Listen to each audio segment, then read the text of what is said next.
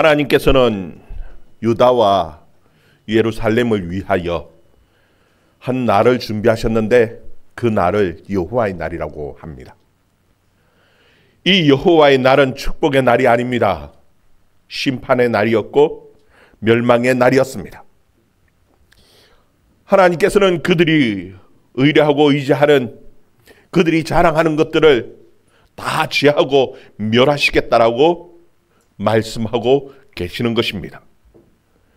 여러분, 그들이 자랑하는, 그들이 의지하고 의뢰하는 것이 도대체 무엇입니까? 우리 1절에서 3절 말씀 우리 다시 한번 읽어봅시다. 1절에서 3절 말씀 같이 읽습니다. 시작. 보라, 주 만군의 여호와께서 예루살렘과 유다가 의뢰하여 슬 제하여 버리되 곧 그가 의지하는 모든 양식과 그가 의지하는 모든 물과 용사와 전사와 재판관과 선지자와 복술자와 장로와 50부장과 귀인과 모사와 정교한 장인과 능란한 요술자를 그리하실 것이며. 아멘. 그들이 의지하는 것에 대해서 성경은 기록했는데 그들의 양식이다. 여러분, 그들은 그 환난의 때와 전쟁의 때를 안전하게 지나기 위해서 많은 양식들을 비축해 두었습니다. 그 양식들을 볼 때 얼마나 든든합니까? 정말 의지할 만할 것 같습니다. 그리고 그들이 의지하는 것이 또 그들의 물이다라고 말을 합니다. 왜 꼭 물을 의지한다라고 말을 할까? 여러분, 그 이유가 있습니다. 이 예루살렘 성은 큰 바위산 위에 세워진 도성입니다. 보면은요, 난공불락의 성입니다. 정말 너무너무 안전한 성 같습니다. 그런데 그 예루살렘 성에 치명적인 약점이 있었습니다. 그게 무엇이냐면은 물이었습니다. 사무엘하 5장에 보면은요, 다윗이 이 예루살렘 성을 공격하는 그 내용이 기록되어져 있어요. 그 당시에 그 성을 차지하고 있었던 사람들은 여부수 사람들이었습니다. 여부수 사람들이 다윗을 보면서 놀립니다. 너는 결코 여기에 들어오지 못하리라고. 맹인도 절름발이도 너를 이길 거라고 놀리는 거예요. 그런데 다윗이 그 예루살렘 성을 자세히 살펴보았습니다. 그런데요, 거기에 사람들이 몰래 오르락 내리락 하는 것이 보이는 겁니다. 그 사람들이 왜 성 밖으로 오르락 내리락 하는가 봤더니요, 물을 길러 나르는 겁니다. 성 안에 물이 없습니다. 물이 없으면 사람 살 수 없지요. 그러니까 밤에 몰래 나와서 물을 길러 가는 겁니다. 그래서 다윗이 그 예루살렘 성을 공격하는 데에 그 물 길는 그 길을 따라서 사람들을 올려보내는 겁니다. 그리고 그 예루살렘 성을 함락하고 난 다음에 제일 먼저 하는 것이요, 맹인과 절름발이를, 다리 저는 사람들을 죽여버렸어요. 여러분, 이 예루살렘에 거하는 사람들은 그들의 치명적인 약점이 무엇인지 잘 압니다. 다른 게 아니고 물이었습니다. 그 성 안에 물이 없어요. 그래서 그들이 대공사를 합니다. 땅을 뚫어서요, 그 바위를 뚫어서 수로를 만들었습니다. 땅 속에 큰 수로를 만들어 놨어요. 그리고 그 성 안으로 그 땅 속에 있는 그 수로를 통해서 물을 끌어들였습니다. 그 물이 나오는 그 샘이 무엇이냐면 우리가 너무나 잘 아는 실로암 그 못이, 그 샘이 그때에 땅 속에 그 바위를 뚫어서 수로를 만들어서 물을 끌어들여 놓은 곳이에요. 땅 속에 수로를 만들어서 이제 물을 끌어들여 놓았으니까 이제는 걱정할 게 없지요. 너무나 안전한 그 성이 예루살렘 성이 되었습니다. 우리가 의지할 것은 풍성하게 준비해 놓은 양식 그리고 물을 의지하면 된다라는 겁니다. 그리고 그뿐만이 아닙니다. 그들이 의지하는 것은요, 용사들이고 전사들이고 지혜로운 지도자 재판관들이고요, 선지자들도 있었고, 복술자 장로들, 50부장 귀인, 모사, 정교한 장인들, 그리고 능수능란한 요술자들, 다양한 재능을 가진 수많은 사람들이 그 예루살렘 안에 있는 겁니다. 이렇게 지혜롭고 재능이 많은 사람들이 이곳에 있는데 뭐가 걱정입니까? 근데 하나님께서는 그들이 의지하는 그 모든 것들, 그 지혜로운 지도자들도, 그 능수능란한 그 재능 있는 장인들도 다 제하여 버리고 결국은 바보의 도성으로 만들어 버리시겠다라는 겁니다. 여러분 4절에 보면은 그가 또 소년들을 그들의 고관으로 삼으시며 아이들이 그들을 다스릴 것이다 라고 말씀하고 있습니다. 여러분 정말 아이들이, 소년들이 다스리는 것이 아니라 아이처럼 소년처럼 아직도 미숙한 사람들이, 어리석은 사람들이 그들의 고관이 되어서 다스리게 되어질 그 바보의 나라가 되어버릴 것이라고 하나님께서 말씀하고 계시는 것입니다. 왜 하나님께서는 이와 같이 바보의 나라로 만들어 버리실까요? 그들이 의지할 만한 것들을 다 취하여 버리고, 왜? 정말 의지할 만한 것이 되지 못하는 그런 무지한 사람, 미숙한 사람들을 그들의 지도자로 삼을 바보의 나라를 만들어 버리실까? 여러분 그 이유는 두 가지입니다. 그 중에 하나가 무엇이냐 하면은요, 여러분 거기에 그들이 의뢰하고 의지하는 내용을 쭉 기록해 놓았는데 거기에 하나님이 없습니다. 그들이 의지하는 가운데에요, 복술자도 있고 요술자도 있어요. 오늘날로 말하면은 좀 치고 굿하는 무속인도 있고요, 그리고 사주팔자 보는 흔히 명리학자라고 얘기하는 그런 사람들도, 복술자들도 그게 다 있어요. 그런데도 불구하고 정말 그들이 의지해야 될 하나님은 그들이 의지하고 의뢰하는 가운데 없더라는 겁니다. 왜 그렇습니까? 여러분 하나님은 그들의 목자였습니다. 그들의 먹을 것을, 그들의 안전을 책임져 주시던, 그들의 삶을 책임지는 하나님은 그들의 목자였는데 하나님께서 그들에게 참 많은 복을 주셨습니다. 이제는 물질도 넉넉해졌고 이제는 잘 살게 되어졌습니다. 그러고 나니까 이제는 하나님이 필요 없다라는 겁니다. 하나님을 버려버렸습니다. 이제는 얼마든지 내 힘으로, 우리 힘으로 얼마든지 살아갈 수 있습니다. 하나님 필요 없습니다 하고 버려버렸어요.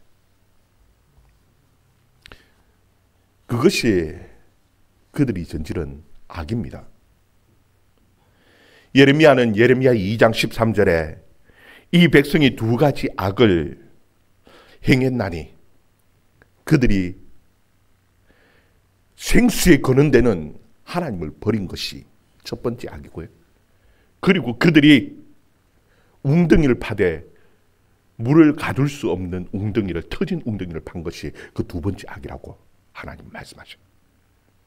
하나님을 버려버렸습니다. 그리고 자기들이 얼마든지 자기 힘으로 잘 살 수 있다라고 생각하고 여러 가지 온갖 복술자, 요술자들, 지혜로운 사람들 다 동원해 얼마든지 자기들은 우리끼리 잘 살 수 있다라고 생각을 했는데 그 생수를 닮을 수 없는 웅덩이를 팠어요. 다 새버리는 겁니다. 이것이 그들의 악이라는 겁니다. 여러분 하나님께서 그들을 제하여 버리시는 이유가 의지할 것이 아닌 것들을 의지하고 있는 겁니다. 이것이 첫 번째 이유입니다. 그리고 두 번째 이유는 무엇이냐 하면은요, 하나님께서는 다양한 재능을 가진 사람들을 주셨어요. 특히나 교회 안에요.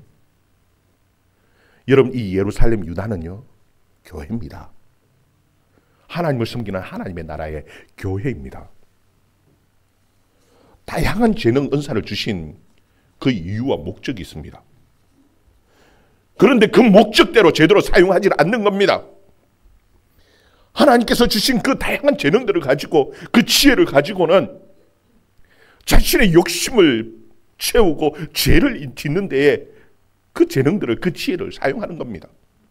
그 지위를 이용해서 뇌물을 받고 온갖 그 하나님께서 주신 그 지혜를 가지고 참 좋은 모사를 꾸며가지고 정말 선한 일을 만들어 가야 되는데 악한 그런 모사들을 만들어내고요, 악한 일을 만들어내는 것이 그들의 잘못이었습니다. 하나님께서 그래서 그를 심판하시고 그것을 지하여 버리시겠다라고 말씀하고 계시는 것이, 여러분, 하나님께서 우리 각 사람들에게 재능, 은사를 주시는 이유가 있습니다. 그것이 무엇이냐 하면은 에베소서 4장 거기 보면은 우리 각 사람에게 그리스도의 선물대로 은혜를, 그 선물의 분량대로 은혜를 주셨나니, 어떤 사람에게는요 선지자로, 어떤 사람에게는 사도로, 어떤 사람은 복음 전하는 자로, 어떤 사람은 목사와 교사로 각각 직분을 주셨다는 겁니다. 그 직분을 주신 그 이유는 그게 에베소서 4장에 보면요, 성도를 온전하게 하여 봉사의 일을 하게 하며 그리스도의 몸을 세우려 하십니다. 그렇게 기록되어져 있습니다. 여러분, 하나님께서 그 재능을 주시고 은사를 주신 이유는 봉사의 일을 하고 그 봉사의 일을 하면서 그리스도의 몸된 교회를 든든히 세워가게 하기 위해서 재능을 주셨습니다. 여러분, 이 재능을 잘 이용할 때에 하나님께서 더 많은 재능으로, 그 더 많은 달란트로 하나님께서 우리에게 더하여 주시는 겁니다. 그런데 이 사람들은 재능을 자랑하죠. 의지할 만합니다. 온갖 지혜로운 사람들도 있습니다. 온갖 정교한 장인들도 있어요. 근데 그것을 교회를 세우는 하나님의 일을 하는데 사용하지 않는 겁니다. 그래서 다 하나님께서 지하여 버리고요, 바보의 나라를 만들어 버리시겠다라고 하나님께서 말씀하고 계신 거예요. 여러분, 진짜 본질은요, 교회의 본질은 재능을, 얼마나 많은 재능을 가진 사람들이 있냐가 아닙니다. 필요하면 하나님께서 주시는 거예요. 진짜 본질은요, 제대로 하나님을 섬기는, 예배하는 겁니다. 여러분, 우리 교회도 보면은 참 재능 있는 분들이 참 많아요. 특별히 보면은 우리 장로님들 보면은 참, 제가 볼 때마다 참 대단한 것 같아요. 우리 허장로님 대단한 카리스마가 있고요. 그래서 성도들을 잘 이끌어갈 수 있는 리더십도 있고요. 우리 원장로님 찬양하는 거 보면은요, 특히나 찬양 지휘하고 앞에서 우리 전도팀 인도해 가는 것들 보면은요, 대단한 리더십 있고 잘하지요. 우리 신장로님요, 참 잘 보이지 않는 것 같아도 신장로님은 가장 중요한 자리에 언제 그 자리에서 섬기고 하는 거 보면은 참 대단합니다. 정말 너무너무 참 좋은 분들이, 우리 안수 집사님도 그렇고 권사님도 그렇고요, 다양한 재능 가지신 분들이 각자에서 잘 섬겨갈 때 교회는요, 이 봉사하는 일들을 통해서 교회는 든든하게 세워지는 겁니다. 그래서 하나님께서 그 재능을 주신 거예요. 그리고 그 재능을 잘 사용해야 하는 겁니다. 잘 사용하면 하나님께서 더하여 주십니다. 필요하면 하나님 앞에 구하라고 말씀하셨어요. 일꾼을 구하면 더 필요한 일꾼도 하나님께서 더하여 주시는 겁니다. 그 일을 통해서 교회는 세워져 가는 거예요. 그런데 유다의 상태는 그렇지를 못했습니다. 그 재능을 옳은 일에 제대로 사용하지 못하고요, 자신들의 욕심을 채우는 일에 그 일을 사용하면서요, 엉망진창이 되어져 버렸습니다. 우리 4절 5절 말씀 4절 5절 말씀 같이 읽습니다. 시작. 그가 또 소년을 그들의 고관으로 삼으시며 아이들을 그들을 다스리게 하시리니 백성이 서로 학대하며 각기 이웃을 잔해하며 아이가 노인에게 비천한 자가 존귀한 자에게 교만할 것이며. 아멘.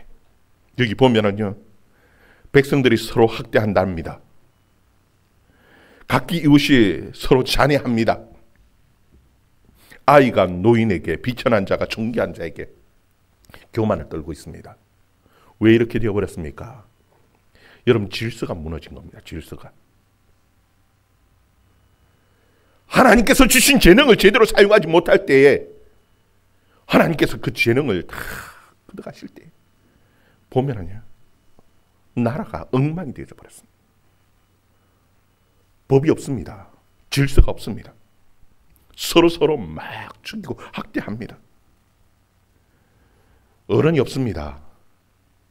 아이들이 어른을 막 때려놓고 욕을 하고요, 무시하고요, 비천한 자리 교만해가지고요 난리를 치는 것이, 이것이 사회의 모습이에요.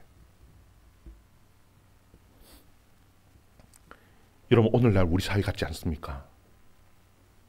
왜 이렇게 되었습니까? 한때 참 우리나라는요, 아무것도 가진 것이 없는데 왜 이렇게 복을 주셨느냐? 하나님께서 복을 주셨느냐? 우리는 자랑하지요. 똑똑한 사람, 지혜로운 사람들이 많아서 사람이 인재들이라고 자랑할 것이라고, 의지할 것이라고 큰 소리 쳤는데요. 그런데 오늘날 한국 사회를 다스려가는 지도자들 보면은 참 한편으로 한심스럽다 싶을 때가 참 많지요. 어린아이 같기도 하고. 왜 저럴까? 이제는 질서가 완전히 무너져 버렸습니다. 왜 이 모양이 됐습니까? 진짜 의지해야 될 하나님을 의지하지 않습니다. 온갖 이익이 된다라면은, 좀 도움이 될 것 같으면은 온갖 무속인들, 복술인들 막 데려다가지고 도움이 될 것 같지요. 의지할 만한 것 같지요. 됩니까? 질서는 다 무너져 버렸습니다. 법 질서가 어디 있습니까? 이제는 참 답답한 사회가 되어져 버렸습니다. 왜 그렇습니까? 하나님이 주신 재능을 선한 일에 제대로 사용하지 못하니까. 정말 의지해야 될 우리 생수의 근원 대신 하나님은 버려버렸기 때문에 엉뚱한 것을 의지하면서 이 사회는 엉망되어져 버렸습니다. 얼마나 비참해져 버렸는지요. 유다 사회가 그런 모습이었습니다. 6절 한번 봅니다. 6절 7절 말씀. 6절 7절 말씀 같이 읽습니다. 시작. 혹시 사람이 자기 아버지의 집에서 자기의 형제를 붙잡고 말하기를 내게는 그 도시 있으니 너는 우리의 통치자가 되어 이 폐허를 내 손아귀에 두라 할 것이면 그날에 그가 소리를 높여 이르기를 나는 고치는 자가 되지 아니하겠노라. 내 집에는 양식도 없고 의복도 없으니 너희는 나를 백성의 통치자로 삼지 말라 하리라. 아멘. 여기 보면은 참 재밌는 이상한 표현을 써놓았습니다. 우리의 통치자가 되어 달라고 하는데 그 조건이 뭐냐 하면은, 야, 너에게는 그 도시 있지 않느냐? 그 도시 있으니까 우리의 통치자가 되어 달라. 여러분, 그 도시랑 그 옷이랑 통치자가 무슨 상관이 있습니까? 무슨 관계가 있기에 야, 너는 그 도시 있으니까 우리의 통치자가 되어 달라, 그런 말을 하는 겁니까?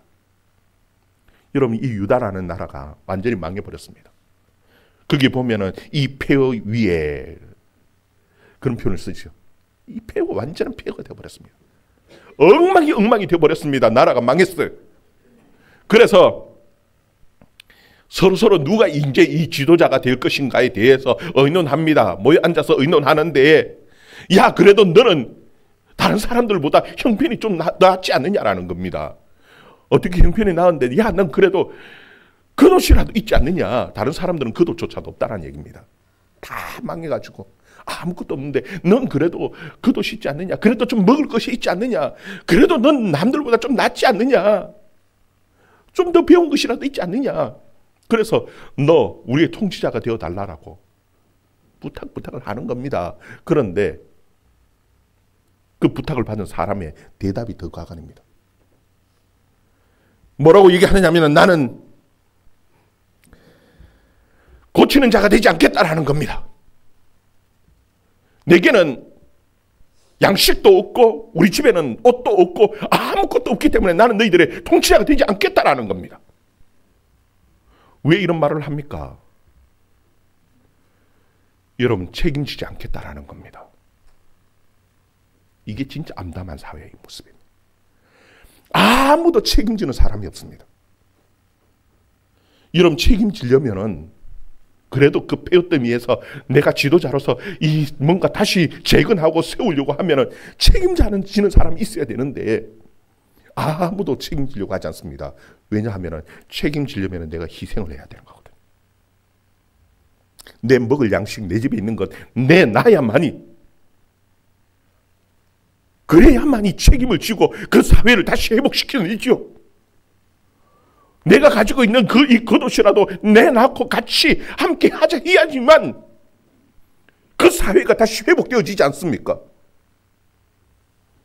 그런데 어느 누구도 아무도 내가 책임지지 않겠다라는 겁니다. 책임지는 일을 하지 않겠다라는 거예요. 이게 진짜 암담한 거죠. 그럼 누가 합니까? 그 사회를 누가 회복시켜냅니까?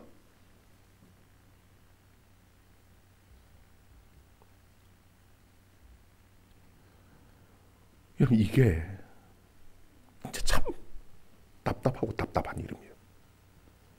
여러분, 이게 남의 먼 옛날, 그 옛날에 그 유대에 있었던 그 옛날 이야기 같으면은 우리는 사실 이 보고 성경을 보면서 제가 설교할 이유 필요도 없죠. 여러분, 이것이 오늘날 우리 사회의 모습이기 때문에 그렇습니다. 우리 대한민국은 대의 민주주의입니다. 어떤 나라라고요? 대의 민주주의를 하는 나라입니다. 사실 저는 정치 이야기를 잘 안 합니다. 그런데 그래도 하나 분명하게 알고 넘어가야 되는 것이 있습니다. 우리 대한민국은요, 대의 민주주의라는 것이요, 이게 그냥 나온 것이 아닙니다. 교회 정치에서 이 나라의 정치를 나라 정치가 교회 정치에서 배워온 겁니다. 그래서 생겨난 것이 대의민주주의예요.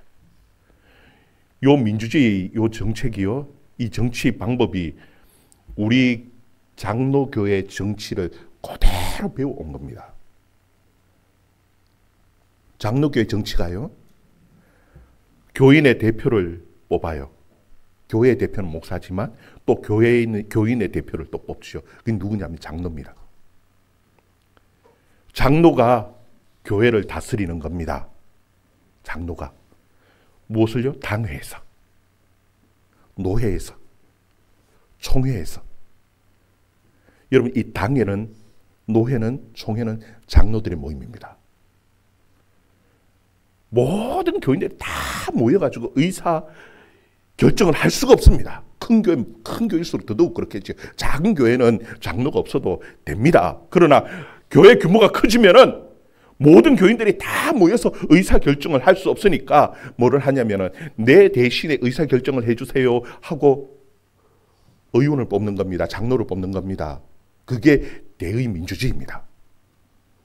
그래서 장로들이 혹은 우리나라의 국회의원들이, 국무위원들이 머리 맞대고 그 결정을 해내는 겁니다. 그런데 그 결정에 대해서 책임을 져야죠. 이런 목사도 장로도 당회를 하고 당회했는 결정에 대해서는 장로와 목사가 책임지고 그 일을 만들고 해내는 겁니다. 이게 책임이에요. 그래서 제가 늘 말씀드리는 것이 교회에는 책임이라 하는 부분이 너무너무 중요하다. 직분은 그냥 직분이 아니라 중직이라 하는 것은 얼마나 큰 책임을 가지느냐의 문제다. 그런 말씀을 늘 드리죠. 책임의 문제예요. 그런데 오늘날 한국 사회는요, 아무도 책임지려는 사람이 없습니다. 여러분, 민주주의를 하는 데에 애국자라고 하면서 광장에 막 사람들을 불러내는데, 불러내가지고 그 광장에서 막 소리 지르는 사람들이 애국자라고 막 선동하죠. 다 거짓말입니다. 애국자 아닙니다. 예를 들면은 교회가 쪼개졌습니다. 장로파, 목사파 하고 한쪽은 교육관에서 한쪽은 교회 본당에서 막 서로 소리 지르고 막 내가 옳다라고 얘기하면 합의가 되어집니까? 어떤 결정을 이루어냅니까?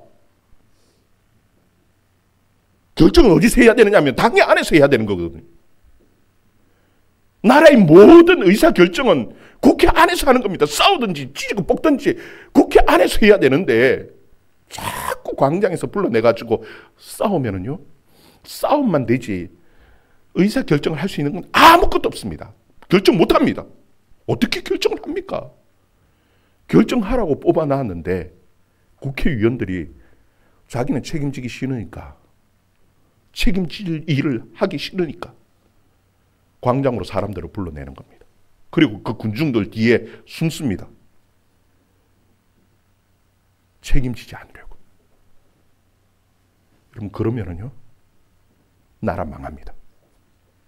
애국이 아니라 나라 망하는 겁니다. 그런데도 사람들은요, 쏘가요. 그게 애국인 줄 알고, 그게 잘하는 것인 줄 알고. 진짜 애국하려면은요, 그 책임을 국회의원들한테 물어야 되는 겁니다. 너희들 세금 줘가면서 그 국회의원 시켜놨으면 너 의회 안에서, 회의장 안에서 결정을 하라는 겁니다. 잘하든 못하든 그 결정한 것에 대해서 너희가 책임을 지고 그 일을 이뤄가라고 요구를 해야 되는데, 국회 안으로 몰아넣어야 되는데 자꾸 광장에서 소리 지르는데 거기 불러내면은요, 못합니다. 나라 망합니다. 여러분, 교회도 마찬가지지 않습니까? 장로를 세워놨고 목사를 세워놨으면은 그 당의 안에서 안 맞으면 싸우든지 어떻게 하든지 그건 그 당의 안에서 해야 될 문제고, 결정을 했으면 그 문제에 대해서 책임을 지고 당회가 끌고 가야 되는 겁니다. 그렇게 하라고 교인들은 요구하고 그렇게 해야지 정상이고, 당의 결정에 대해서 온 그 교인들이 함께 한 마음이 돼서 같이 가는 겁니다. 어떤 결정을 내렸든지 간에. 그래야 교회가 제대로 세워지는 겁니다. 이 일을 하게 하기 위해서 하나님께서는 각각 은사를 주셨고 재능을 주셨고 지혜를 주셔서 장로를 세우시고 목사를 세웠어요. 나라에도 지도자를 세워놓았습니다. 그 책임을 지고 한 마음이 돼서 가야 되는데 자꾸 갈라놓죠. 갈라놓고 그리고 내 편, 네 편 나누고 광장에서 모여서 아무리 소리쳐 보십시오. 그게 하나가 되어지는, 절대 하나가 안 됩니다. 여러분, 진짜 나라를 위해서 기도해야 되죠. 제대로 세울 수 있기를 바랍니다. 여러분 보면은 참 얼마나 어리석은지요. 우리 8절 9절 말씀. 8절 9절 말씀 같이 읽습니다. 시작. 예루살렘이 멸망하였고 유다가 엎드러졌음은 그들의 언어와 행위가 여호와를 거역하여 그의 영광의 눈을 범하였습니다. 그들의 안색이 불리하게 증거하며 그들의 죄를 말해주고 숨기지 못함이 소돔과 같으니 그들의 영혼에 화가 있을진저 그들이 지향을 자치하였도다. 아멘. 하나님께서 그들의 죄에 대해서 말씀합니다. 거기에 보면은 그들의 하나님의 영광의 눈을 범했다. 여러분, 하나님께서는 다 감찰하시는 하나님이십니다. 숨어서 하는 일까지, 심지어 그의 마음까지 감찰하시는 하나님이십니다. 근데 거기 보면은 그들의 안색이 불리하게 정언한다. 여러분, 이 의미가 어떤 의미인 줄 압니까? 안색이 변했다라는 겁니다. 여러분, 성경에 보면 안색이 변한 때가 있었습니다. 누구였느냐면요, 가인입니다. 여러분, 가인이 아벨과 함께 제사를 드렸습니다. 하나님 앞에 제사를 드렸는데 아벨은 자신이 키우는 양을 잡아서 드렸습니다. 가인은요, 자신이 지었던 농사의 소산물을 가지고 하나님 앞에 제사를 드렸습니다. 근데 하나님께서는 아벨의 제사는 받으시고 가인의 제사는 받지 아니고 거부하셨습니다. 여러분 창세기를 봐봐요. 그때에 가인은 안색이 변했습니다. 하나님께서 물으십니다. 왜 네 안색이 변했냐? 사람들은 몰라요. 누구는 알아요? 하나님은 압니다. 그 마음을 감찰하시는 하나님이기 때문에. 하나님과의 관계가 깨어져 버렸습니다. 제사가 실패했다는 얘기는 하나님과의 관계가 깨어졌다는 겁니다. 왜요? 아벨의 제사가 정성이 없었기 때문에요? 아니요. 정성을 다 드렸어요. 하나님의 말씀대로 하지 않았습니다. 하나님께서는 피의 제사를 요구하셨어요. 그런데도 불구하고 피의 제사가 아니라 자기의 생각에 자기의 속에는 옳은 대로 제사를 드렸습니다. 하나님과의 관계가 깨어져 버렸어요. 여러분 유다 백성들이 망한 걸 우리가 이미 앞에서 봤죠. 제사를 안 드렸습니까? 제사를 열심히 드렸습니다. 기도 안 합니까? 기도했습니다. 열심히 기도했는데 문제는 무엇이냐 하면 그들 마음에 하나님이 없습니다. 하나님과의 관계가 깨어져 버렸습니다. 세상 사람들은 보면은요, 너무너무 신앙이 좋은 것 같습니다. 열심히 하나님을 섬기는 것 같습니다. 그런데 실제로 하나님은 그 속을 다 알죠. 안색이 변했다는 겁니다. 야, 너 왜? 죄가 엎드렸다는 겁니다. 그래서 결국은 그 죄를 짓고 말았어요. 행동으로까지. 마음에 하나님과의 관계가 깨지고 나니까. 여러분 거기 보면은 하나님께서는 심지어 뭐라고 얘기하냐면은 그들이 죄를 말하고 숨기지 못하면 소돔 같다. 여러분 죄가 죄인 줄 모르는 겁니다. 그러니까 죄를 자랑하는데 여러분 소돔 사람들은요, 참 이 하나님께서 지금 소돔과 같다라고 얘기하는데 가장 큰 욕일 겁니다. 아마 소돔 사람들은 자기를 막 자랑합니다. 뭐를 자랑하냐면 죄를 자랑하는 겁니다. 내가 이거 어떻게 해서 돈 벌었는 줄 아느냐? 내가 누구를 꼬셨는 줄 아느냐? 남자와 남자가, 여자와 여자가 그걸 자랑 삼아가지고 바깥에서 막 드러내고 죄가 죄인지도 모르고 자랑합니다. 나는 누구랑 남자와 남자가, 여자가 여자가 부끄럽지 않습니까? 그런데 그 부끄러운 줄 몰라요. 죄가 죄인 줄을 모르는 겁니다. 그걸 자랑하는 거예요. 그래서 하나님께서 그들을 멸하시겠다는 겁니다. 여러분 오늘날 사회가 그렇진 않습니까? 죄가 죄인 줄 모르는 겁니다. 그래서 망하는 겁니다. 여러분 하나님께서 우리에게 참 많은 재능들을 주셨습니다. 이 재능을 어떻게 사용해야 된다고요? 하나님의 목적에 맞도록 봉사하는 일에 나는 봉사하기 싫어, 책임지기 싫어, 그러면 교회는 절대 세워지지 않습니다. 누군가는 책임져야 되고요. 그리고 그 봉사하면서 성도들이 온전해지고요. 교회가 든든하게 세워지는 겁니다. 수고하고 봉사하기 위해서 하나님께서 내게 재능을 주셨다는 사실 여러분 기억하면서 섬길 수 있기를 주의 이름으로 축원합니다. 그때에 하나님께서는 더하여 주시는 하나님의 축복이 약속이 있어요. 그 약속대로 살아갈 수 있기를 바랍니다. 여러분 진짜 우리가 의지해야 될 것들은 세상의 돈도 아니고 우리의 기술도 아니고 우리의 재능도 아닙니다. 정말 하나님, 우리의 생수의 근원 되시는 그 하나님을 의지하며 살아가는 저와 여러분의 삶이 되어줄 수 있기를 주의 이름으로 축원합니다. 기도하겠습니다.